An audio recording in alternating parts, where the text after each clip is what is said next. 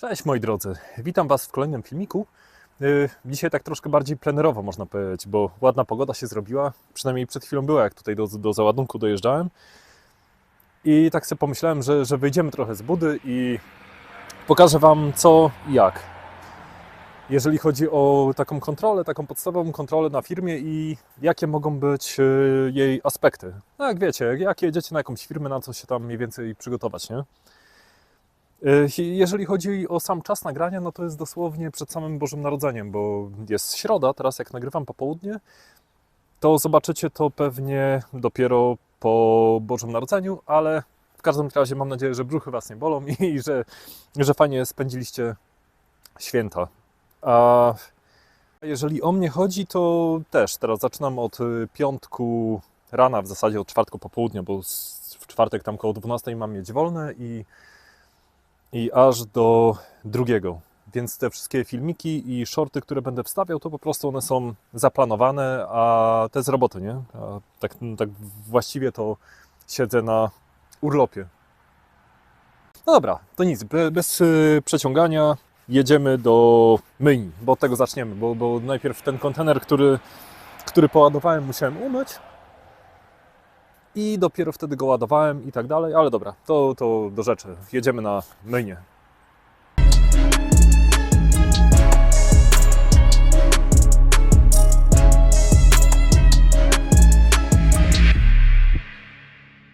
Imprezkę zaczynamy od umycia beczki. Co prawda po granulacie to tam zimną wodą, tylko zwęża się, opłucze, wysuszy i z głowy, ale jednak trzeba, nie? A zawsze jaki tu syf jeszcze pływa po pierwszym poprawie. Widzicie? Dlatego warto 2 razy przepłukać, to lepszy efekt wtedy jest. No dobra, lecimy dalej. No i dobra, suszareczka podłączona. Niestety ciepłej wody nie było dostępnej, więc musiałem zimną opędzlować i sobie samemu posuszyć, ciągnąć wodę i tylko mopkiem przejadę i gitara.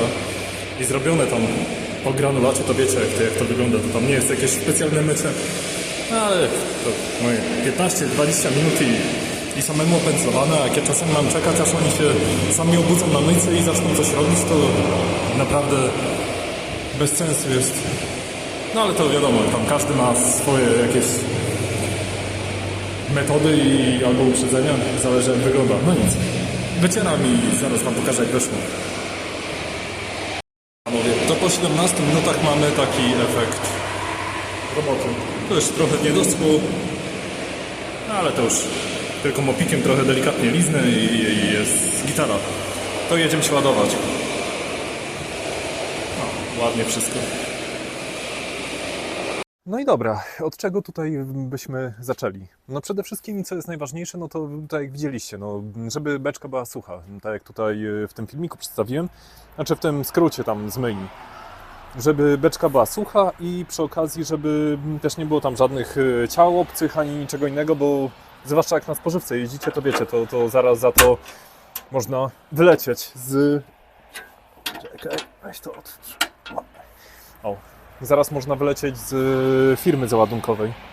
Ogólna zasada jest taka, że nawet jeżeli samemu to myjecie, nie? Jeżeli jesteście pewni, że wieczorem czy tam po południu ten silos albo kontener, no w tym wypadku kontener, był czysty i suchy, to jeżeli wiecie, że jest trudny załadunek jakiś taki bardziej upierdliwy, to lepiej go sprawdzić, bo on potrafi się przez noc albo, nie wiem, albo obrosić, albo tam cokolwiek innego z nim może się stać, albo obmarznąć, albo woda się gdzieś skropić, bo wiadomo, jak dekielek zamkniecie, nie, dokręcicie za motylki, no to jest szansa, że gdzieś tam pod uszczelką, gdzieś woda wyleci, no i niestety parę kropel wody wystarczy i Was cofną na myjnię.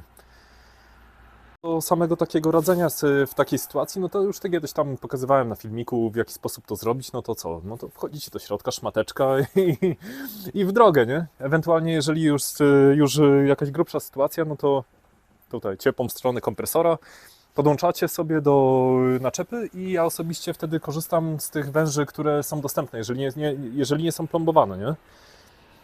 Jeżeli nie są plombowane, to sobie rozciągam po prostu od tutaj rozdzielacza. Czekajcie. tutaj od rozdzielacza sobie rozciągam węże, nie? I wtedy z tych węży sobie po prostu przeciągam i tutaj suszę w środku elegancko i powiem Wam, na ciepłym powietrzu to jest moment, to 10-15 minut i macie wysuszone. A naprawdę lepiej rano to sprawdzić i mieć z głowy, bo potem może być jakaś przykra niespodzianka, zwłaszcza po nocy. O tych metodach to już też kiedyś chyba wspomniałem, że można sobie szyber zostawić tak trochę otwarty, akurat załadowany silos, kontener mam, to wiecie, to nie będę otwierał, ani zaglądał do środka, ale wtedy wiecie, zostawiacie sobie tutaj na jeden ząbek uchylony, to odkręcacie i zawsze jakiś tam przewiew powietrza jest i naprawdę to robi robotę. Dobra, ale kolejne, co jest warto sprawdzić przed załadunkiem jakimś takim, bo są, może inaczej. Ładunki takie mniej upierdliwe, że wiecie, że sprawdzają tylko suchość w środku, otworzysz, zamykasz, czy jest umyty, czysty i z głowy. Są takie, które zaczynają Wam sprawdzać jakieś węże, nie węże, kolana, czy uszczelki, nie wiem, układ powietrzny i tego typu filtry, nie filtry, no to są takie już bardziej hardkorowe i to są właśnie takie, o których ja mówię teraz w tym momencie, bo wiecie, bo jak jedziecie na zwykłą firmę jakąś, to nie ma jakiegoś problemu większego, ale jak już jedziecie na jakąś taką bardziej upierdliwą, no to faktycznie oni, wiecie, zaglądają na przykład w te węże, nie, co powietrze idzie, czy są czyste, czy nie ma tam na przykład guma, czy w środku nie jest oberwana, ale to bardziej w tym drugim, w tym płaskim. Tak samo kolano sprawdzają na przykład, czy jest czyste. Jest czyste? No, jest czyste, powiedzmy. Jest mokre, ale jest zasadniczo takie tam troszkę zacieki od wody, ale jest ok. Tak samo potrafią sprawdzać, czy są zawory zwrotne czyste. Wiecie, czy nie ma tutaj żadnych pozostałości produktu, albo z jednej strony, albo z drugiej.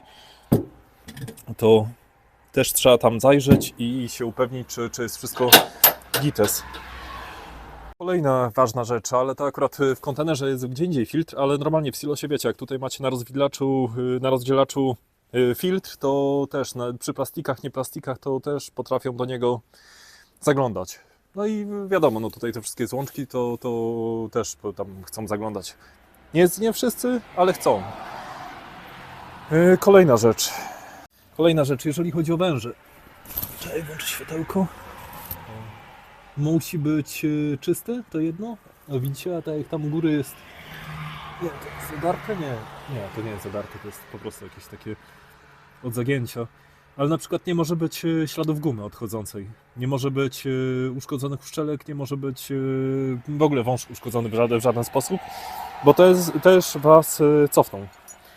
No i też niektóre firmy, na przykład spożywcze, wymagają tego, żeby te węże były suche, nie? To przy wężach akurat jest trochę zabawy, bo no jak na spożywce tam kiedyś jeździłem, no to było naprawdę pierdzielenia z tymi wężami. Wiecie, jakieś tam suszenie, niesuszenie, jakieś kurde specjalne parowania, nie parowania, na przykład, nie wiem, kiedyś do Świdnicy woziłem taki składnik pasty do zębów, tam mniejsza z tym do kogo. To też na przykład nie pasowało im na certyfikacie tym, którym miałem wpisane, to kazali jechać jeden wąż, umyć na myjni, wrócić i za to trzeba było gotówką zapłacić. No taka fanaberia, to obstawiam, że to bardziej o pieniądze chodziło im, a nie o faktyczną czystość tego, no ale dobra, lecimy dalej. Inna rzecz, na którą warto tutaj zwrócić uwagę też, to są te wszystkie uszczelki w deklach, bo o ile tutaj jest z zewnątrz popękana, no to powiedzmy jeszcze pół biedy, ale jak ją puścicie, jak ją zluzujecie, to od strony tej wewnętrznej i w ogóle tam, gdzie tak jakby ona się styka, to nie może być żadnych ubytków. To tak samo się dokładnie tyczy tych dekielków, które są u góry też. Jak są jakiekolwiek płatki materiału na nich, nie wiem, w plastiku, kurde, zależy z czego tam są te uszczelki, czy gumy, czy czegokolwiek innego, nic nie może tam kompletnie być. One mają być całe, bo jeżeli zaczną Was kontrolować, to już jest pozamiatane. Prawda jest też taka, że da się to wszystko jakoś tam skontrolować, obejść, tak samo jeżeli macie jakąś wodę w beczce albo, nie wiem, uszczelkę uszkodzoną, no to co, wodę wytrzecie, nawet jeżeli ziomek otworzy, wleje mu się na kopyta, no ale jak jest normalne, no to powie, no weźcie, kurde, czystą szmatę, nie wiem, albo chusteczka, albo cokolwiek innego, te parę kropel wytrzyjcie, ale jeżeli już na chama wjedziecie i jemu się, kurde, na kopyta woda wyleje, no to już jest po zawodach, nie? Tak samo, nie wiem, jeżeli na bieżąco myjecie jakąś daną jakiś dany pojazd, jakąś daną tam zabudowę, no to mniej więcej wiecie i widzicie, tak? No tak. Jeżeli są jakieś ubytki, no to na bieżąco można je zniwelować. Można pojechać na warsztat, wymienić to i to jest naprawdę wtedy dużo mniej roboty i problemu dla Was, no jakby nie patrzeć. I co warto jeszcze pamiętać, że na przykład w środku często gęsto jak jest nowa beczka, to w środku się robią takie jakby ślady po dyszach, coś takiego, albo po szlifowaniu, albo po spawach. To bardzo często, właśnie jak brałem nowe beczki, nowe silosy, to często gęsto przejeżdżałem na załadunek i no ale co, on jest brudny, tak? Przecież są ślady, tam jest niedomyty, ale mówisz mu, że to jest kurde nowe, tak? No to po prostu tak ma. Takie ślady zostają i nie wiem dlaczego, ale po jakimś czasie tam, po jakimś dłuższym użytkowaniu, no to one zaczynają zanikać i tak samo te ślady od szlifowania albo od spawów. No to one też potrafią wyglądać właśnie jakby były brudne albo mokre. No ale to nie dajcie się w chuja zrobić i tak samo jak na przykład zadziory czasami się robią na aluminium tam w środku.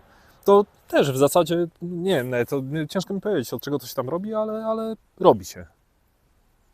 I to taka wskazówka z mojej strony, bo no, się przypierdolą, pojedziecie na myjkę i wiecie. I wasz stres, tak? Waszej firmy pieniądze, a pretensje do Was będą mieli, jakby nie patrzeć. Widzicie, jeszcze przypomniało mi się, że na przykład na spożywce, no ale ogólnie węże nie powinny być popleśniałe, ale jak używacie często jednego węża, to warto na przykład jeden wąż używać jednego dnia, drugi drugiego, trzeciego i tak dalej, albo 2 i 2 na przykład na myjni myć, bo one potrafią, jeżeli są szczelnie zamknięte, a na spożywce powinny być pozamykane, tak? Powinny być dekielki. Z reguły nawet czasami jest zalecane, że nie załadują Was, jeżeli nie macie dekielków. To one będą Wam pleśniały, jeżeli nie będą wysuszone. Wiecie, summa summarum, popleśniały wąż, to nie jest nic fajnego i sam nie chciałbym z takiego jeść. A kierowcy nieraz opowiadają albo opowiadali, że nie wiem, potrafią na przykład jeździć w firmie, która wozi plastiki albo jakieś śmieci, albo jakieś inne gówno, a potem założą tabliczkę, że przewóz spożywczy i już jest kurde beczka spożywcza, nie? No to coś nie halo jest, no ale to o tym kiedyś może zrobię osobny odcinek. Jakoś czerwono mi od tej budy tu bije. Co jeszcze? Na pewno złączki, nie? Jeżeli chodzi o spożywkę, to złączki muszą być na bieżąco czyste, zresztą ogólnie powinny być czyste na bieżąco. Uszczelki wiadomo, uszczelki dobre i w żaden sposób nie powinny być uszkodzone, bo po prostu cofną Was. Jeżeli sprawdzą złączki, no to też potrafią przyjść i zwłaszcza na spożywce. No a technicznych to mniej. No i przede wszystkim na spożywce to plomby. No, musicie mieć zazwyczaj 6 plomb, jeżeli takie normalne towary wozicie, a jeżeli wozicie jakiś taki bardziej wymagający towar, no to wtedy 30 parę, 28, 33, 35, nie wiem, tam kiedyś w takiej firmie byłem, to chcieli 80, no kurde, sobie zażyczyli, że wszystko ma być w ogóle tam po 2 razy plombowane, tam 70 parę dokładnie było. To mleko było tam koło Berlina niedaleko, może ktoś tam się orientuje. Dobra, wydaje mi się, że to chyba byłoby na razie wszystko, o czym chciałem wspomnieć. Chyba że coś mi się jeszcze przypomni, to dopiszę albo dogram. No a z mojej strony co? Jeżeli oglądacie ten odcinek przed Sylwestrem, to życzę Wam udanego, dobrego Sylwestra. Wiecie, nie pita tam za dużo, bo potem kurde cymbał tylko rano boli, a pewnie we wtorek trzeba jechać do roboty. No, jeżeli o mnie chodzi, no to ja sam osobiście w Polsce akurat będę na Sylwestra, więc może akurat kogoś spotkam, różnie to bywa. No, albo ktoś może będzie w okolicach Gdańska, no to niech się odezwie w komentarzu, no to może coś tam, kurde, wiecie, szkrobniemy. Dla osób, które niestety zostały w trasie w Sylwestra czy w Boże Narodzenie, no to też jak najlepszego tego i jak najweselszego tego Sylwestra i żebyście nie musieli sami w kabinie siedzieć i spędzać tego czasu. Bo to sam nieraz byłem gdzieś tam w trasie, kurde, akurat na jakieś święta. Akurat nie Boże Narodzenie, ale wiem jak to jest, kurde, kijowo, jak się samemu siedzi, zwłaszcza, że gdzieś tam w jakiejś miejscówce chujowej, ja znam ten ból, więc współczuję, ale życzę Wam jak najlepiej. No dobra, to byłoby wszystko z mojej strony. Widzimy się w nowych filmikach w nowym roku. Będziemy jeszcze więcej nagrywali, myślę. A tymczasem jeszcze raz udanej szampańskiej zabawy, żeby kolejny rok był lepszy niż ten tutaj i Trzymajcie się. Do zobaczenia. Hej!